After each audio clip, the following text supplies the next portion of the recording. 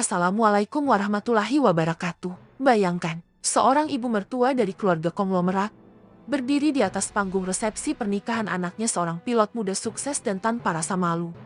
Ia menghina menantunya sendiri. Ini menantu saya, mantan pembantu, gaun aja sewa. Kalau capek berdiri, sana bantuin cuci piring di dapur. Semua tamu undangan terdiam. Ada yang menahan tawa, ada yang merekam, dan ada yang memandang dengan jijik. Sementara si pengantin perempuan hanya menunduk diam, sabar, dan tak berkata sepatah kata pun. Ia adalah seorang mantan asisten rumah tangga, tapi tak ada yang tahu siapa dia sebenarnya. Dan tepat ketika penghinaan itu belum reda, seorang pria yang tak diduga naik ke atas panggung, seseorang yang membuat semua kepala menoleh, seseorang yang selama ini diam, namun sekali bicara membuat dunia terbalik. Siapakah dia? Namaku Laras, bukan nama yang asing, tapi mungkin juga bukan nama yang akan kamu ingat setelah membaca kisah ini. Aku bukan siapa-siapa. Dulu, aku hanya gadis biasa yang menghabiskan hari-hariku menyapu halaman, mencuci piring, dan mengepel lantai di rumah Tante Lela majikanku. Kupikir hidupku akan berjalan begitu-begitu saja. Pagi bangun subuh, bantu di dapur, siang mencuci, sore menyetrika, malam tidur di kamar kecil sebelah dapur. Hidupku sederhana, tak banyak mimpi, karena dari kecil aku diajarkan untuk tidak menggantungkan harapan pada langit jika kakiku masih menapak di bumi. Tapi semua itu berubah saat dia datang. Lelaki itu, Arga, laki-laki jangkung. Kulitnya bersih, aroma parfumnya saja sudah cukup untuk membuatku merasa salah tempat. Wajahnya tidak asing sebenarnya karena Tante Lela sering memajang fotonya di ruang tamu. Katanya, itu keponakannya yang paling dibanggakan. Pilot muda, ganteng, cerdas, dari keluarga mapan, lengkap sudah. Hari itu, pertama kalinya aku melihat Arga secara langsung. Ia datang ke rumah Tante Lela di Bandung. Pulang dari penerbangan luar negeri, aku sedang menyapu halaman ketika mobilnya masuk ke pekarangan. Mobil hitam mewah. Aku buru-buru menunduk, menyibukkan diri dengan dedaunan yang entah kenapa jeti terasa lebih banyak dari biasanya. Assalamualaikum, Tante. Seru suara berat dari balik pintu mobil. Suaranya lembut, tapi tegas. Aku mencuri pandang dari balik kerai jendela. Tante Lela menyambut dengan hangat. Arga, akhirnya pulang juga. Nih, lihat badannya makin kurus aja. Kerja terus ya, liburan dong. Sekali-kali, aku kembali ke dapur dengan cepat. Tak mau mengganggu. Lagi pula, orang sepertiku mana pantas berlama-lama nongol di ruang tamu kalau ada tamu penting datang. Tapi takdir seolah punya rencana berbeda. Hari itu, Tante Lela menyuruhku menyajikan teh dan kue ke ruang tamu. Awalnya aku menolak halus. Tapi, Tante malah mendelik, gak usah malu, kamu kerja di sini. Ya biasa aja, udah biasa ngelayanin tamu, kan? Dengan tangan sedikit gemetar, aku membawa nampan berisi teh panas dan sepiring kue lapis legit ke ruang tamu. Saat aku meletakkan gelas di hadapan Arga, aku bisa merasakan tatapan matanya. Bukan tatapan merendahkan, bukan pula tatapan kagum, tapi seperti tatapan orang yang mencoba mengenal. Namamu siapa? Tanyanya tiba-tiba. Aku menunduk, tidak berani menatap langsung. Laras, Mas, Laras. Ia mengulang, seolah mengecap namaku seperti rasa teh di lidahnya. Cantik namanya. Aku tak menjawab, hanya tersenyum kecil lalu pergi dengan langkah tergesa. Jantungku berdetak lebih cepat dari biasanya. Entah karena takut atau malu. Hari-hari berikutnya, Arga masih di rumah Tante. Ia kerap sarapan di taman, tempatku biasa menyiram bunga. Setiap kali kami bertemu, ia menyapa ramah, menanyakan hal-hal kecil, tentang bunga yang kupelihara, tentang makanan favorit Tante, bahkan tentang aku. Aku tahu perasaanku mulai berubah. Awalnya aku berusaha menghindar, tapi Arga tidak seperti laki-laki kebanyakan. Ia tak pernah menggoda dengan kata-kata murahan, tak pernah menyentuh tanpa izin. Ia hanya hadir, dan itu cukup untuk membuatku goyah. Laras, katanya suatu pagi saat aku meletakkan sarapan. Iya, Mas, kamu pernah naik pesawat? Aku menggeleng pelan. Belum pernah, Mas. Kalau aku ajak naik pesawat, kamu mau? Aku menatapnya heran. Maksud Mas? Ia tersenyum.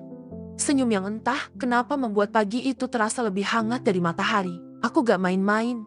Laras, aku serius. Aku hanya bisa diam. Jantungku berdetak begitu kencang sampai rasanya aku bisa mendengarnya. Di malam hari, saat aku membersihkan peralatan makan di dapur, aku teringat kata-katanya. Aku serius. Apa yang serius? Masa iya? Aku menggeleng cepat. Tidak.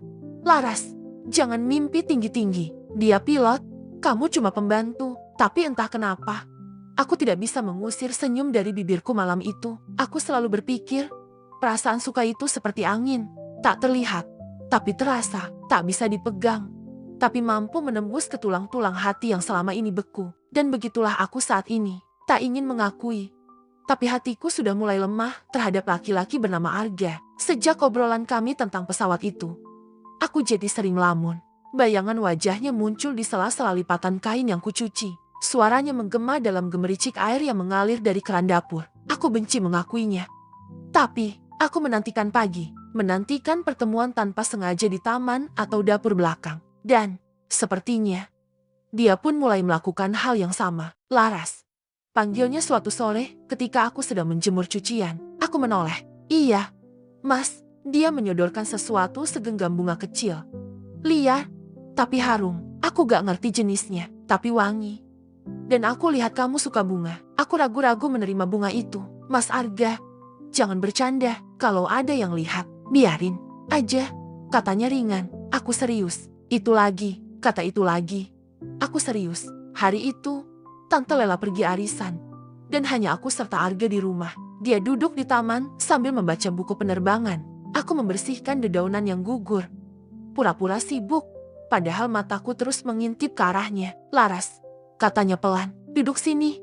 Yuk, aku menoleh. Saya belum selesai bersih-bersih. Mas, bersih-bersihnya bisa nanti. Duduknya sekarang aja dulu. Aku ragu. Tapi akhirnya menurut. Kuposisikan diriku duduk agak jauh di sisi kursi taman. Aku pengen tahu lebih banyak tentang kamu. Katanya, Mas Arga. Saya ini siapa? Sih, cuma pembantu. Ucapku lirih. Enggak. Kamu bukan cuma pembantu, kamu Laras, dan itu cukup buat. Aku tertarik, aku tercekat, aku udah lama terbang. Laras, dunia itu besar, tapi semakin jauh aku terbang, semakin aku sadar, yang paling kucari adalah yang paling sederhana. Aku memandang tanah, menyembunyikan wajahku yang panas karena malu. Mas Arga, bisikku pelan, jangan beri harapan ke saya, kalau Mas gak yakin. Ia tersenyum. Laras, kamu tahu, saat orang naik pesawat, mereka harus percaya penuh sama pilotnya. Sekali duduk di kursi, mereka nggak punya kendali lagi. Hanya bisa berharap pilot bawa mereka ke tempat yang benar. Aku menatapnya, tak mengerti maksudnya. Sekarang, aku pilotnya, dan kamu penumpangnya. Percaya aku. Yuk, hatiku meleleh saat itu juga. Tapi rasa bahagia itu cepat berubah menjadi keresahan. Sore itu, aku mendengar Tante Lela berbicara lewat telepon. Suaranya cukup keras dari dalam dapur. Arga makin aneh. Mbak, masa iya? Dia deket-deketin si Laras? Iya, pembantu di sini. Gila kali dia. Jantungku serasa ditusuk. Mana mungkin orang kaya dia nikah sama orang kaya Laras. Orang tuanya bisa stroke kalau tahu. Tubuhku bergetar. Aku melangkah mundur perlahan dan menyandarkan punggungku ke dinding dapur. Mata mulai basah. Aku tahu ini salah. Aku tahu dunia kami berbeda. Tapi hatiku sudah tak bisa kembali. Seperti semula, malamnya, saat aku sedang melipat baju, Arga menghampiriku di depan ruang setrikaan. Kamu kenapa? Tanyanya. Matamu merah. Aku menggeleng. Cuma masuk angin. Mas, Laras. Katanya serius. Menatapku dalam. Kamu takut ya? Aku terdiam. Jangan takut. Katanya sambil menggenggam tanganku. Aku gak main-main. Aku bakal ngomong ke orang tuaku. Aku menatapnya. Panik. Jangan. Mas, nanti Mas dimarahin. Keluarga Mas gak akan terima saya. Kalau mereka gak terima kamu, itu urusan mereka. Aku akan tetap pilih kamu. Tanganku masih di dalam genggamannya. Aku ingin percaya. Aku sangat ingin percaya. Tapi di balik hatiku yang mulai tumbuh, rasa takut itu lebih cepat menjalar. Aku tahu akan ada badai besar yang menunggu. Malam itu, aku duduk di depan cermin kecil di kamar sempitku, menatap wajah sendiri yang tak seberapa, mengingat pesan almarhum ibu.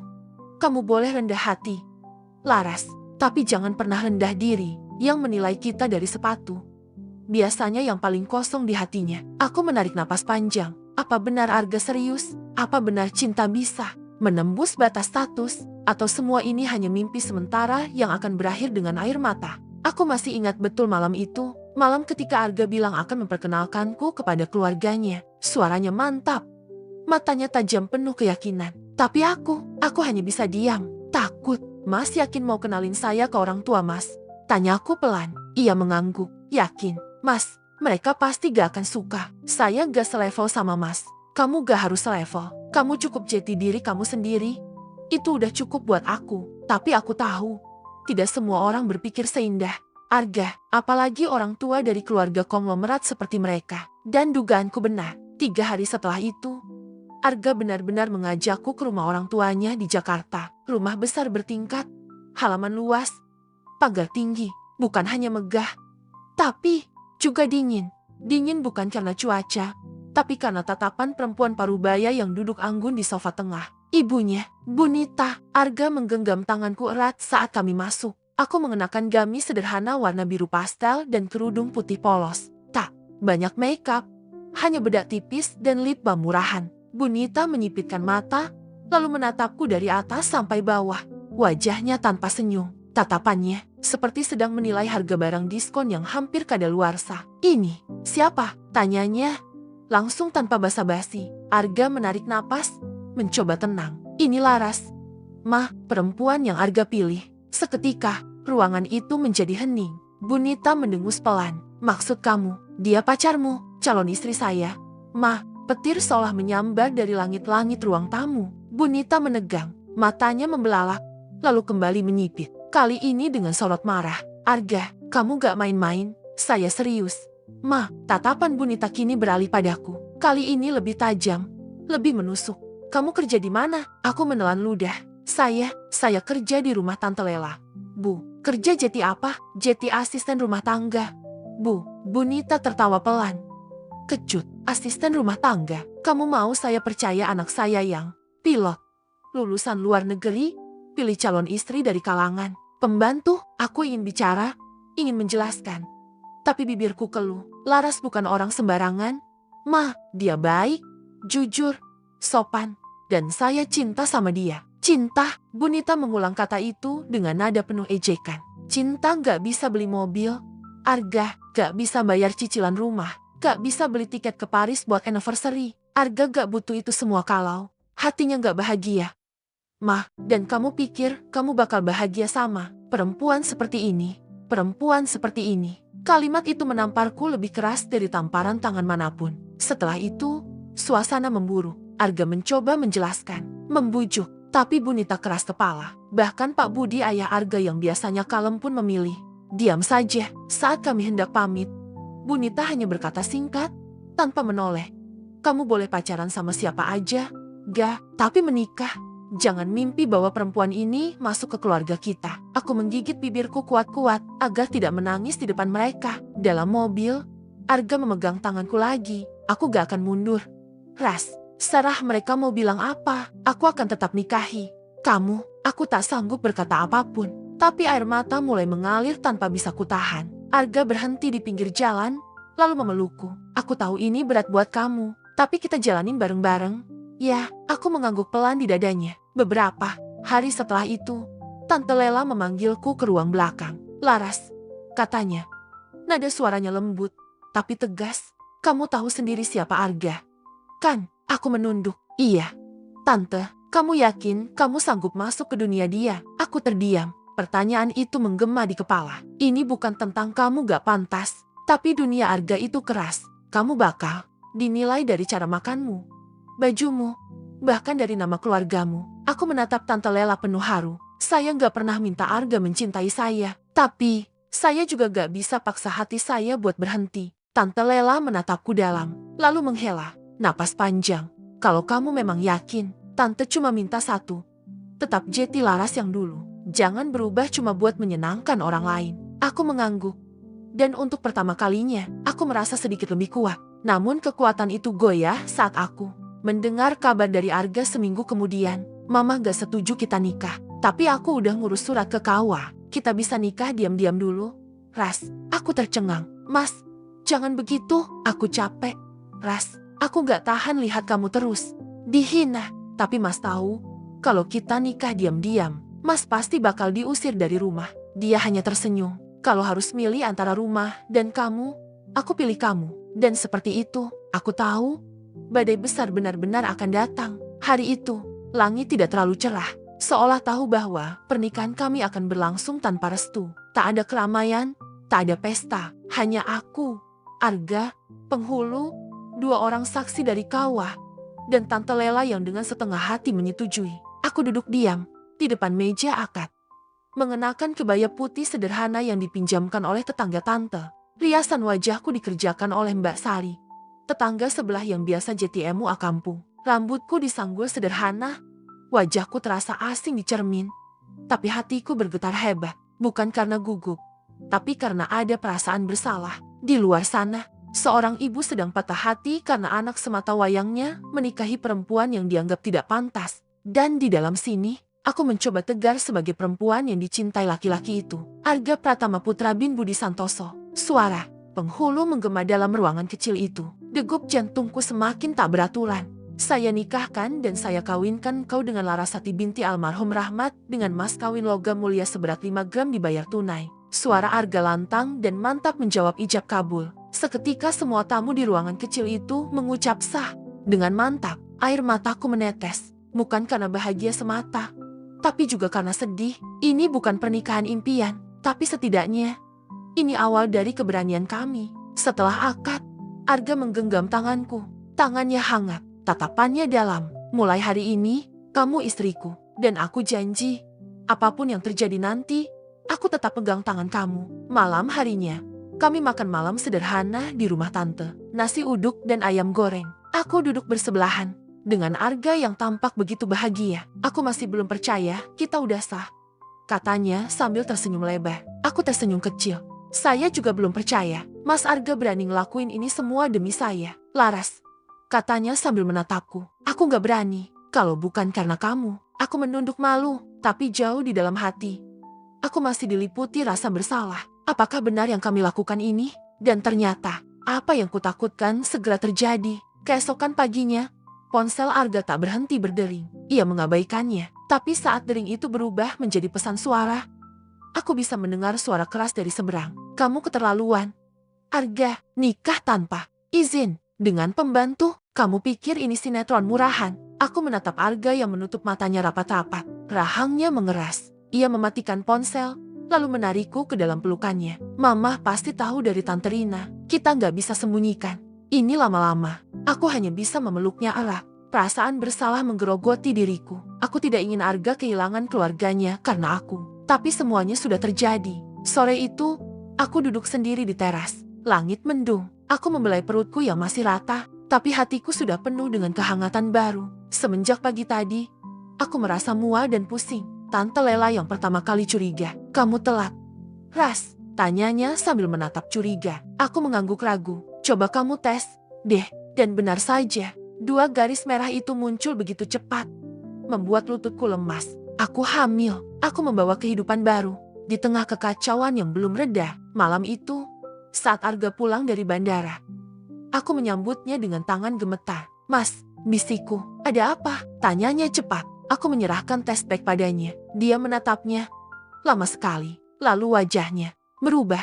Laras, bisiknya dengan suara bergetar. Kamu serius? Aku mengangguk. Beberapa detik kemudian, dia memelukku erat. Kita bakal punya anak. Ya Allah. Laras, ini kabar paling bahagia dalam hidupku. Aku menangis dalam pelukannya. Tapi di tengah kebahagiaan itu, aku tahu badai belum usai. Dan ternyata tak butuh waktu lama sampai badai itu datang lagi. Lebih kencang, lebih menghancurkan. 3 hari setelah kabar kehamilan itu, Bunita datang ke rumah tante. Tanpa pemberitahuan, tanpa senyum. Ia datang dengan wajah dingin dan suara keras. Mana anak saya? Tante Lela menyambutnya dengan gugup. Nita, tolong, tenang dulu, tenang. Adik kamu bikin malu keluarga besar.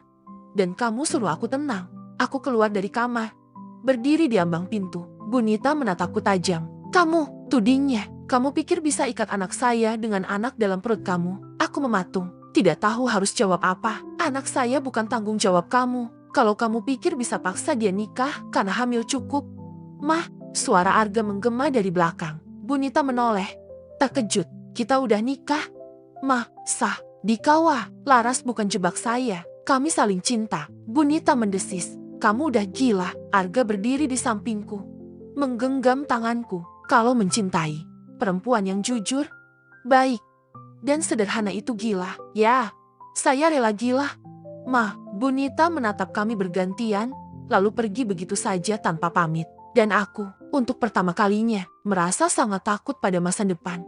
Pernikahan kami berjalan seperti cerita-cerita dalam novel sedih yang sering kubaca saat remaja. Indah pada awalnya, lalu pelan-pelan mengajarkan bahwa cinta tidak akan cukup jika tidak disertai keberanian. Setiap hari sejak Bunita tahu tentang pernikahan kami, rumah menjadi lebih sunyi.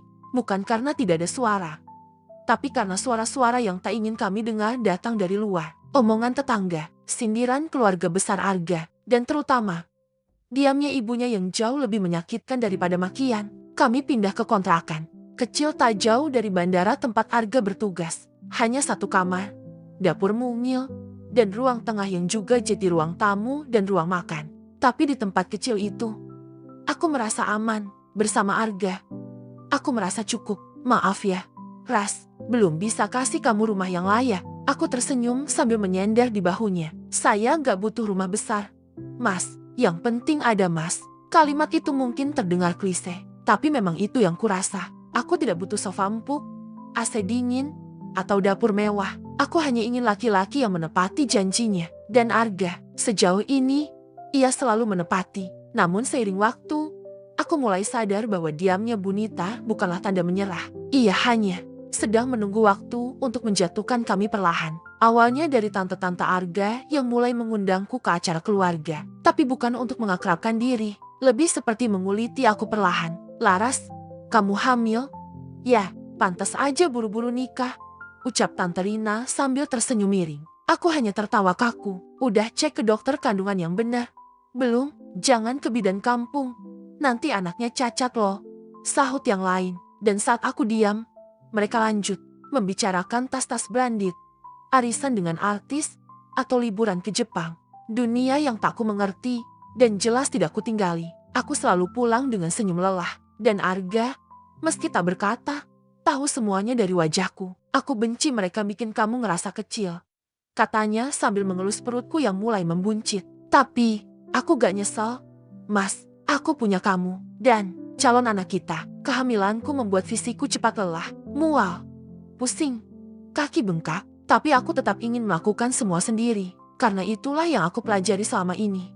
Menjadi kuat adalah caraku bertahan. Sampai suatu hari, aku pingsan di dapur. Saat tersadar di rumah sakit, aku lihat Arga duduk di samping ranjang, memegangi tanganku erat.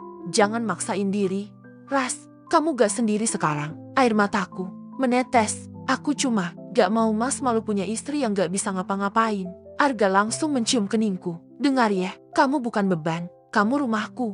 Ras, kabar kehamilanku akhirnya sampai ke telinga media sosial keluarga besar Arga. Entah siapa yang membocorkannya, tapi tiba-tiba foto-fotoku di acara keluarga tersebar di akun gosip ibu-ibu sosialita Jakarta. Judulnya, pilot muda anak konglomerat menikahi mantan art. Cinta atau jebakan? Komentarnya kejam-kejam. Wajahnya biasa aja, pinter juga cewek ini bisa dapetin cowok tajir. Ngaku cinta padahal hamil duluan. Jelas ini pembantu ngerayu majikan. Aku menangis diam-diam malam itu. Dan Arga kembali harus memilih, diam atau membelah. Esok harinya, Arga menghapus semua media sosialnya. Ia juga mengundurkan diri dari komunitas elite pilot yang sering jadi tempat Bunita pamer anak. Aku lebih pilih kamu daripada reputasi, Ras, katanya. Tapi aku tahu, hatinya remuk. Lalu, sebuah undangan datang. Keluarga Arga mengadakan resepsi pernikahan tanpa meminta persetujuan kami. Bukan resepsi dari kami, tapi resepsi versi mereka. Acara yang dibiayai Bunita sendiri. Lokasi di Hotel Bintang 5. Konsep mewah. Semua terorganisir tanpa bertanya padaku sedikit pun. Mas, mereka mau resepsi, tapi aku gak diminta apa-apa. Bahkan soal baju pun, tenang. Aku yang urus semuanya. Tapi kenapa? Mas, kenapa mereka malah ngatur semua tanpa aku? Karena mereka belum anggap kamu bagian dari mereka. Ras, tapi aku bakal pastiin kamu tetap berdiri sebagai istriku. Aku menatap Arga yang menggenggam tanganku kuat. Tapi jauh di dalam hatiku, aku tahu, resepsi itu bukan tentang merayakan cinta kami. Itu adalah panggung, dan aku hanya pemeran figuran di dalamnya. Hari resepsi semakin dekat, dan aku mulai dihantui firasat buruk. Bukan hanya soal pesta, tapi soal bagaimana dunia akan melihatku nanti. seorang perempuan yang mereka anggap tidak pantas. Aku hanya ingin malam itu cepat berlalu, tapi aku tidak tahu. Malam itu justru akan menjadi malam paling menggemparkan dalam hidupku. Malam ketika harga diri seorang ibu diuji. Malam ketika harga diri seorang menantu dipertaruhkan. Dan malam ketika siapa aku sebenarnya terbongkar. Hari itu akhirnya datang. Hari yang bagi sebagian orang disebut puncak kebahagiaan. Tapi bagiku, ini terasa seperti panggung eksekusi. Resepsi pernikahan yang diatur sepenuhnya oleh Bunita digelar megah di ballroom hotel bintang 5 di pusat Jakarta. Semua tamu undangan adalah kolega keluarga besar Arga, pejabat, pengusaha, sosialita, dan artis. Tak ada satupun keluargaku. Bahkan Tante Lela pun tidak diundang. Aku datang bukan sebagai ratu pesta, tapi sebagai boneka yang didandani semaunya. Gaun yang kupakai dipilihkan Bunita terlalu ketat, terlalu mencolok, dan bukan aku. Riasanku pun dipaksa oleh MUA langganan ibu-ibu sosialita itu. Sambil merias, sang MUA sempat nyeletuk. Gaun kayak gini mah biasanya buat model, bukan buat, ya, you know lah. Aku hanya diam, menunduk, mencoba menyembunyikan gelombang perasaan yang menghantam dada. Saat kami memasuki ruangan, semua mata tertuju padaku. Tapi bukan karena terpukau melainkan menilai. Bisik-bisik terdengar di mana-mana. Itu yang katanya, mantan Atia. Ya ampun, masih kelihatan kampungan. Pilot muda ganteng. Kok seleranya? Astaga, langkahku berat. Tapi Arga menggenggam tanganku kuat. Kamu cantik, Ras. Apapun yang mereka pikirkan, kamu tetap perempuan yang aku pilih. Aku menatapnya, tersenyum kecil. Tapi hati ini tetap sesak. Pesta berlangsung dengan mewah. Makanan berlimpah. Musik klasik mengalun. Para tamu silih berganti mengucap selamat dengan senyum palsu yang terasa menusuk. Beberapa bahkan terang-terangan bertanya padaku, kamu dulu kerja di rumah siapa? Ya, gimana rasanya dari Arcetinyonya? Kamu bisa adaptasi kan sama dunia kita? Aku tersenyum kaku, menjawab sekenanya. Sementara Arga menahan marah. Dan puncaknya datang saat sesi sambutan. Bunita naik ke panggung dengan anggun. Mikrofon di tangannya. Senyum tersungging bukan tulus, tapi penuh racun. Selamat malam semua. Terima kasih sudah hadir di resepsi putra saya, Arga Pratama. Dengan, ya, menantu saya, Laras. Mataku bertemu dengan mata Arga. Dia menegang. Saya tahu banyak yang kaget. Pilot muda seperti Arga memilih menikah dengan seorang gadis sederhana. Tawa kecil terdengar. Beberapa tamu saling lirik. Saking sederhananya. Bahkan dulunya dia bekerja sebagai asisten rumah tangga. Ya, pembantu. Tapi katanya, cinta bisa menaklukkan segalanya. Ya, tamu-tamu mulai tertawa. Tawa sinis, kecil, tapi tajam. Dadaku nyeri. Tanganku gemetar. Ingin lari. Tapi kakiku beku. Gaunnya bagus ya.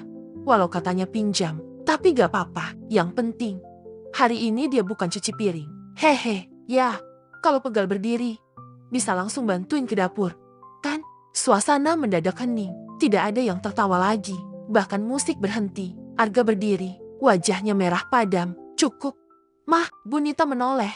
Berpura-pura kaget. Apa? Ibu cuma bercanda. Semua juga tahu siapa dia. Aku menunduk. Air mataku jatuh. Tapi aku menahan diri untuk tidak pergi. Aku ingin bertahan. Aku harus bertahan. Dan tiba-tiba, suara laki-laki tua menggema dari tengah ruangan. Saya rasa sudah cukup permainannya. Semua mata menoleh. Seorang pria berusia sekitar 60-an berdiri di antara tamu. Berjas rapi, berwibawa, tapi bukan dari kelompok sosialita. Ia berdiri sendiri. Tak banyak yang mengenalnya, tapi aku kenal dia. Itu ayahku, Pak Darmawan. Suasana ruangan langsung berubah. Tamu-tamu terperangah. Beberapa bahkan tampak panik. Ya, karena siapa yang tak kenal Pak Darmawan, pemilik tambang batu bara terbesar di Kalimantan. Pengusaha low profile yang selalu menghindari sorotan media. Tapi punya kuasa dan pengaruh luar biasa di dunia bisnis. Pak Darmawan naik ke panggung. Wajahnya tenang. Langkahnya pasti. Ia berdiri di hadapan Bunita. Menantu kalian, bukan mantan pembantu. Dia anak saya. Suara tamu bergemuruh. Bunita terdiam. Wajahnya pucat. Mikrofon nyaris jatuh dari tangannya. Nama, saya Darmawan Santosa. Saya memang izinkan anak saya menyamar jadi asisten rumah tangga. Karena saya ingin dia belajar hidup, belajar mengenal manusia, dan mencari cinta yang bukan karena uang. Beberapa tamu mulai berbisik heboh. Saya hadir di sini bukan sebagai pengusaha, tapi sebagai ayah yang tidak akan diam melihat anaknya dihina seperti ini. Ia menatap Bunita langsung. Sepertinya, saya perlu mempertimbangkan ulang kerja sama bisnis dengan keluarga yang menilai orang dari merek sepatu dan harga gaun. Tepuk tangan mulai terdengar dari beberapa sudut ruangan. Aku masih berdiri di tempat. Tubuhku lemas. Tak percaya semua ini terjadi. Pak Darmawan lalu menoleh padaku. Tersenyum. Ayo pulang. Laras, tempatmu bukan di antara orang-orang yang mempermalukanmu. Air mataku meledak. Untuk pertama kalinya sejak lama, aku merasa dibelah, dilindungi. Arga menggenggam tanganku. Aku ikut kamu. Ras, aku ikut ayah. Bunita terdiam. Dunia seakan runtuh di wajahnya. Tamu-tamu mulai membicarakan semuanya dengan bisik-bisik tajam. Media sosial langsung heboh malam itu. Video penghinaan dan pengungkapan identitasku viral dalam hitungan jam. Dan malam itu, untuk pertama kalinya, dunia tahu siapa sebenarnya Larasati. Malam itu, aku sulit tidur. Bukan karena sakit hati lagi, tapi karena terlalu banyak kejutan datang dalam waktu yang begitu singkat. Ayah, yang selama ini membiarkanku bertualang sendiri, akhirnya muncul di saat aku paling rapuh. Di saat aku hampir tidak tahu lagi bagaimana caranya berdiri tegak. Dan kini, dunia berubah. Pagi itu, notifikasi di ponselku berbunyi tanpa henti. Aku buka Instagram, Twitter, bahkan TikTok, semuanya membicarakan kejadian di pesta pernikahan semalam. Menantuat, plot twist menantu konglomerat, ibu mertua kena batunya, judul-judul di portal berita makin liar. Viral, pilot menikah dengan mantan. Ternyata pewaris Taipan Batubara diperlakukan tak pantas. Putri bos tambang dihina di resepsi, Bunita dipermalukan balik di resepsi mewah, cuplikan video saat Bunita menyindirku dan ketika ayahku mengungkap jati diriku disunting berulang-ulang oleh netizen. Komentar netizen, pantes cantik banget. Aura Sultan emang gak bisa disembunyiin. Plot twist kayak sinetron. Tapi nyata, gila, Bunita langsung hilang muka. Respect sama Laras yang tetap diem dan sopan meski dihina gitu. Aku hanya menatap layar sambil memeluk lutut. Dunia luar berisik, tapi dalam diriku justru hening. Aku tidak tahu harus bangga atau malu. Yang jelas, aku lelah. Beberapa hari setelah pesta, rumah kontrakan kami dikepung wartawan. Mereka ingin wawancara, ingin konfirmasi. Beberapa bahkan nekat mencoba membayar tetangga agar bisa mengintip ke dalam. Ayah langsung menyuruh timnya turun tangan. Dalam sehari, rumah kami dijaga keamanan pribadi. Bahkan Arga sempat diantar pakai mobil anti peluru milik perusahaan ayah. Mas, ini mulai gak masuk akal. Aku cuma pengen hidup biasa. Arga menggenggam tanganku. Kamu luar biasa, Ras. Dan sekarang, dunia tahu itu. Tapi tidak semua orang berubah karena kebenaran. Bunita, misalnya, setelah kejadian itu, dia memilih menghilang, tidak menghubungi kami, tidak minta maaf, tapi kami tahu dia sedang sibuk memulihkan muka di mata sosialitanya. Tante Rina mengirim pesan ke Arga. Mamamu lagi malu berat, tapi tetap aja. Dia bilang Laras tetap gak cocok jadi istri kamu. Aku membaca pesan itu, dan untuk pertama kalinya, aku tidak merasa sakit hati. Aku justru merasa kasihan. Bayangkan menjadi orang yang mengukur harga manusia hanya dari tas dan asal-usul. Sementara itu, ayah semakin dekat denganku dan Arga. Kami diajak tinggal sementara di rumah ayah, bukan istana besar, tapi rumah luas yang hangat. Arga sempat kaget melihat sisi ayahku yang ternyata sederhana dan penuh humor. Bapak kamu lebih santai dari semua om-om sosialita itu, Ras. Ujarnya sambil tertawa saat ayah main catur sambil pakai sandal jepit. Ayah hanya mengangkat alis. Kalau pakai sepatu mahal tapi hati busuk, buat apa? Lama-lama, aku menyadari ayah tidak muncul untuk menyelamatkanku dari rasa malu. Ia muncul untuk mengingatkanku bahwa aku tidak sendirian. Bahwa darah yang mengalir di tubuhku bukan cuma dari perempuan yang kuat, tapi juga dari pria yang tahu kapan harus diam dan kapan harus berdiri. Di satu sore yang tenang, aku dan Arga duduk di balkon rumah ayah. Mas, kalau waktu diputar balik, Mas masih mau nikahi aku? Ia menoleh, menatapku dalam. Kalau waktu diputar, aku bakal nikahin kamu lebih cepat. Air mataku meleleh lagi. Dan kamu gak perlu buktiin apapun ke dunia, Ras. Lanjutnya, kamu udah cukup. Dari awal, kamu udah lebih dari cukup. Malam itu, aku buka jurnal lamaku. Di halaman pertama tertulis, aku ingin tahu, jika aku tak punya apa-apa, siapa yang masih mau memegang tanganku? Sekarang aku tahu jawabannya. Dan jawaban itu bukan hanya Arga, tapi juga diriku sendiri. Karena pada akhirnya, dunia bisa berbalik arah. Orang bisa mencilat ludahnya. Nama baik bisa direbut kembali. Tapi harga dirimu hanya bisa kau jaga sendiri. Aku pikir badai sudah berlalu. Aku pikir setelah pengakuan ayah, semuanya akan tenang. Tapi ternyata aku salah. Kadang, ketika badai reda, justru muncul angin yang tak terlihat. Diam-diam memukul dari dalam. Sudah 3 minggu sejak resepsi yang viral itu. Hidup kami berubah drastis. Arga, yang awalnya bekerja sebagai pilot komersial, mulai dilirik perusahaan-perusahaan aviasi swasta milik para relasi ayah. Tawaran gaji besar berdatangan. Bahkan ada yang memintanya menjadi direktur operasional di perusahaan logistik udara milik Pak Darmawan sendiri. Tapi Arga menolak semuanya. Aku masih pengen terbang. Ras, masih pengen pakai seragam. Aku cinta langit, bukan kursi eksekutif, katanya sambil tersenyum. Dan aku sibuk menyesuaikan diri dengan kenyataan baru. Aku bukan lagi mantan pembantu di mata publik, tapi juga bukan putri sultan yang merasa nyaman di Kawake. Mana-mana, aku masih laras. Tapi kini, aku tahu dunia melihatku berbeda. Sampai suatu hari, Bunita menghubungi lewat Arga. Tentu, dia masih belum cukup rendah hati untuk bicara langsung denganku. Mengajak kita makan malam. Katanya mau ketemu kamu. Tapi, dia minta kita datang ke rumah keluarga besar. Semua ada, om, tante, sepupu, semuanya. Aku terdiam. Kalau kamu gak siap, gak usah dipaksa. Ras, tapi justru karena aku siap, aku ingin datang. Aku ingin tahu, apakah penghinaan itu hanya karena ketidaktahuan, atau memang kebencian. Malam itu, kami datang ke rumah keluarga besar Pratama. Rumah besar, klasik, tapi hangat.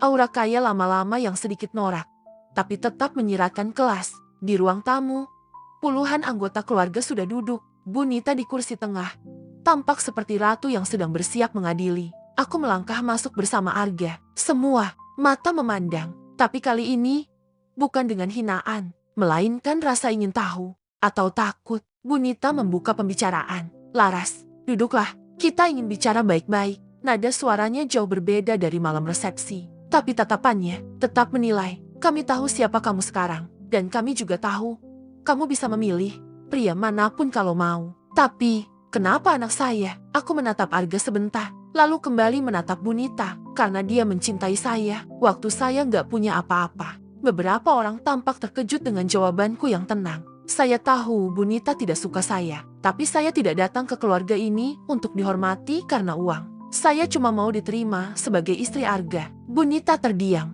lalu ia menghela napas. Kamu tahu, aku punya gengsi, harga diri. Saat kamu berdiri di pelaminan, aku merasa malu. Tapi, ternyata aku yang harusnya malu. Bukan karena kamu, tapi karena cara aku menilai orang. Semua orang terdiam. Arga menggenggam tanganku erat. Dan malam ini, aku ingin bilang, maaf. Tanganku gemetar. Aku tidak menyangka permintaan maaf itu akan datang. Dan sedalam itu.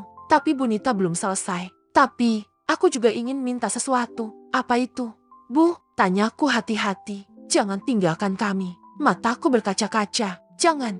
Biarkan aku kehilangan satu-satunya menantu yang bisa mengajarkanku pelajaran paling penting dalam hidup. Aku menutup mulut dengan tangan. Air mata tumpah begitu saja. Ini bukan soal gengsi lagi. Ini soal hati. Malam itu kami makan malam bersama. Untuk pertama kalinya, tanpa sindiran, tanpa topeng. Hanya manusia dengan luka dan pelajaran yang saling dipertemukan oleh cinta dan takdir. Beberapa bulan kemudian, aku dan Arga pindah ke rumah baru tidak jauh dari rumah Bunita. Ayah membelikan rumah itu sebagai hadiah. Tapi aku dan Arga merenovasinya sendiri. Menolak dibantu dekorasi oleh desainer ayah. Rumah ini harus punya jiwa kita, kata Arga. Aku pun memulai kegiatan sosial kecil-kecilan. Memberdayakan mantan aku untuk belajar skill rumah tangga profesional, hingga keterampilan digital. Aku tidak ingin pengalaman burukku jadi trauma, tapi jadi jalan bagi orang lain agar tidak mengalami hal yang sama. Di suatu sore yang hangat, Bunita datang ke rumah, membawa bunga dan kue buatannya sendiri. Ini untuk menebus dosa-dosa mama. Aku tersenyum. Gak usah. Bu, saya udah memaafkan mama sejak malam itu. Terima kasih. Lalu dia memandangku, penuh haru. Dan terima kasih, karena tetap memilih menjadi manusia saat semua orang mencoba menjadi dewa. Mungkin inilah puncaknya. Bukan saat aku dibelah ayah di depan umum, tapi saat hati yang paling keras akhirnya luluh. Dan aku tahu, cinta sejati memang tidak selalu berbentuk indah, tapi cinta yang kuat adalah yang tetap berdiri setelah dipatahkan berkali-kali. 3 bulan setelah malam itu, malam di mana Bunita meminta maaf dan membuka pintu untukku masuk ke dalam keluarganya, hidup kami mulai stabil. Tapi bukan stabil seperti dalam dongeng, bukan juga seperti drama yang penuh kejutan setiap episodenya. Stabil dalam artian, akhirnya aku bisa bangun pagi tanpa merasa harus membela diriku sendiri, tanpa harus berpura-pura kuat atau terlalu waspada terhadap pandangan orang. Aku hanya Laras, seorang istri, seorang anak, seorang perempuan yang sedang membangun hidup, bukan membuktikan hidup. Rumah kami kecil jika dibandingkan dengan istana keluarga Pratama atau villa-villa milik ayah. Tapi rumah ini punya napas, punya jiwa, karena semuanya kami bangun berdua. Dari pilihan lantai hingga cat tembok, bahkan sampai model jendela. Arga sempat bercanda, kalau kamu gak jadi istri orang, kamu bisa jadi arsitek. Kalau kamu gak jadi pilot, kamu cocok buka jasa pindahan. Mas, ingat waktu angkat-angkat lemari? Balasku tertawa. Aku tidak kembali ke dunia ayah, tidak mengambil posisi apapun di perusahaan tambang. Tawaran memang banyak, termasuk dari teman-teman ayah yang ingin menjodohkan aku dengan posisi direktur. Tapi aku menolak semuanya. Ayah tahu kamu bukan anak yang bisa dikurung di balik meja, kata ayah waktu kami makan siang di rumahnya. Aku tersenyum. Aku cuma ingin bantu dengan cara yang aku bisa. Dan caraku adalah memberi kesempatan pada orang-orang seperti aku dulu. Aku membuka sebuah komunitas kecil bernama Rumah Kedua. Tempat ini menjadi wadah para art, satpam, tukang kebun, atau siapa saja yang dianggap biasa oleh masyarakat elit untuk belajar keterampilan baru. Ada kelas komputer, public speaking, menjahit, memasak profesional, bahkan pelatihan membuat CV dan wawancara kerja. Sebagian besar modalnya dari aku. Sisanya, donasi dari teman-teman yang perlahan percaya bahwa yang biasa pun layak bermimpi besar. Bunita awalnya skeptis. Kenapa kamu repot-repot bantu orang yang bahkan gak akan bisa balas budi? Aku menjawab pelan, karena aku tahu rasanya dianggap kecil. Dan aku gak pengen ada orang lain merasa sendirian seperti dulu. Untuk pertama kalinya, Bunita tidak membalas. Tapi di minggu ketiga, dia datang sendiri ke Rumah Kedua, membawa setumpuk buku resep. Aku mau ajarin mereka masak. Dulu, aku jago bikin kue. Sekarang mau coba pakai lagi. Kalau masih laku, kami semua diam, lalu bersorak. Dan hari itu jadi hari paling ramai sepanjang program berjalan. Hubungan kami dengan keluarga besar Pratama pun mulai membaik. Tak ada lagi cibiran. Bahkan beberapa sepupu Arga mengajakku ikut acara sosialita. Tapi aku menolak halus. Aku tak perlu membuktikan apa-apa lagi. Hidup ini bukan soal menang gaya, tapi menang hati. Suatu malam, saat kami duduk di beranda rumah, Arga menatapku sambil memegang tanganku. Kamu tahu, Ras, setiap aku pulang dari langit, yang paling aku tunggu bukan rumah megah atau mobil baru. Aku menoleh. Lalu, kamu, rumahku adalah kamu. Aku tak sanggup berkata apa-apa, hanya menunduk dan membiarkan air mata hangat menetes di pipi.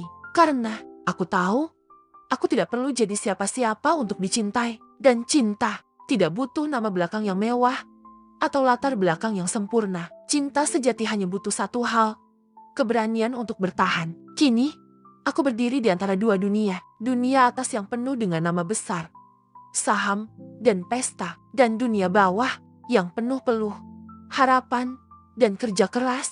Aku tidak memilih salah satunya. Aku memilih menjadi jembatan di antara keduanya. Karena aku tahu, jembatan mungkin tidak dilihat sebagai tujuan. Tapi tanpanya, dua dunia tak akan pernah bisa bertemu. Orang bilang, waktu akan menyembuhkan segalanya. Tapi bagiku, waktu tak menyembuhkan. Ia justru memperjelas. Ia menunjukkan siapa yang benar-benar mencintai, siapa yang hanya datang karena nama, dan siapa yang tinggal bahkan ketika semua hal duniawi telah tiada. 1 tahun setelah pernikahan kami, hidup berjalan seperti sungai yang mengalir pelan namun pasti. Arga tetap menjadi pilot.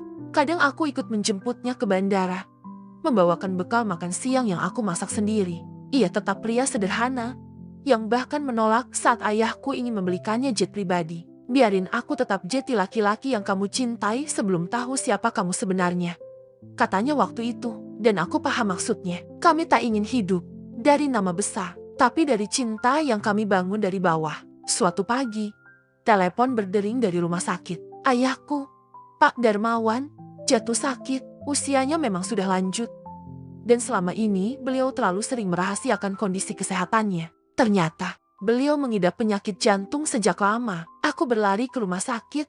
Dan saat masuk ke ruang ICU, beliau tersenyum pelan, lemah, tapi tetap hangat. Ayah, kenapa nggak bilang dari dulu? Tanyaku sambil menggenggam tangannya. Karena ayah nggak mau kamu mencintai hidup karena takut kehilangannya. Aku tak sanggup berkata-kata. Ayahku yang selama ini terlihat kuat dan tak tersentuh, kini terbaring tak berdaya. Mungkin ayah gak akan lama lagi. Tapi ayah bahagia. Karena kamu sudah jadi perempuan seperti yang ayah impikan.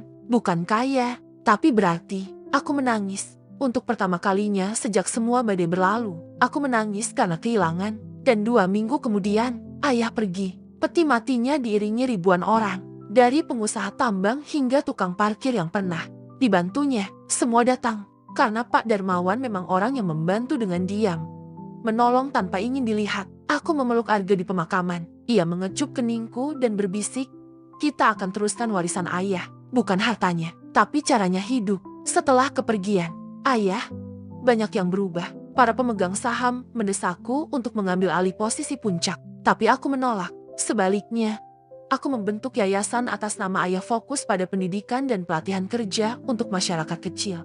Rumah kedua kini tumbuh menjadi gerakan nasional. Banyak kota mengundang kami untuk membuka cabang. Bunita, ia kini menjadi salah satu donatur dan relawan aktif. Bahkan membuka kelas parenting untuk para ibu muda. Kadang, saat aku melihatnya tertawa bersama para relawan, aku tak percaya. Inilah wanita yang dulu menyebutku mantan pembantu dengan penuh jijik.